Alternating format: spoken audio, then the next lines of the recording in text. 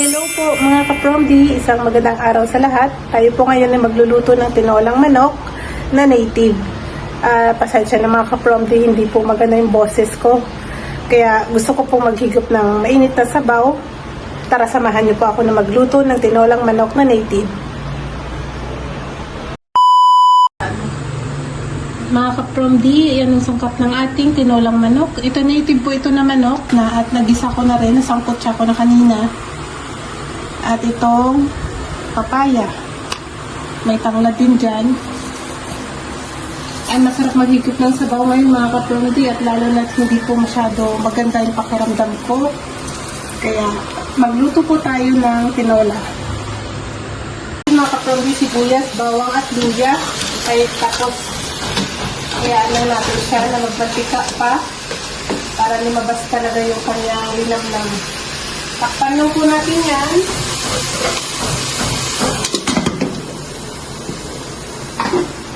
Po natin itong tanglad sa pag-isa. Ilalagay na rin natin yan mga ka-Promdi. Parang yung amoy ng tanglad nalalasahan na natin. At kakapit po sa kanyang karne. Yung sabaw mga ka-Promdi, ang taba po ng manok, naninilaw po. Yan. Lagay na po natin yung papaya. Bali lumambot na po yung karne ng manok. Ito po ay native. Try ko na po mga ka-Promdi itong dahon ng sili. Dahil masama po ang ating pakiramdam ngayon. Kaya maghihigop tayo ng maraming sabaw nito. Yummy! Yan na po. Sobrang lambot na nito. Mga ka-Promdi, ito na po yung ating tinolang manok na native.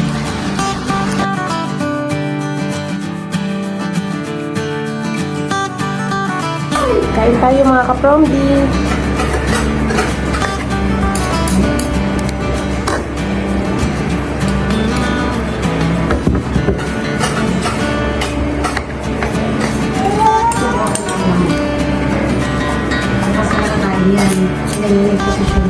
Tinolang manok.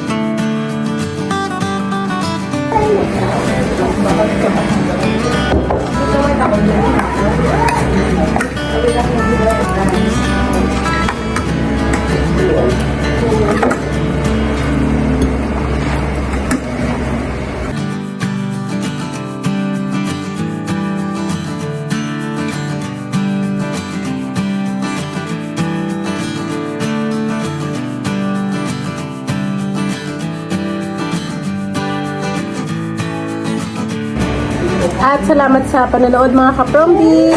Bye-bye!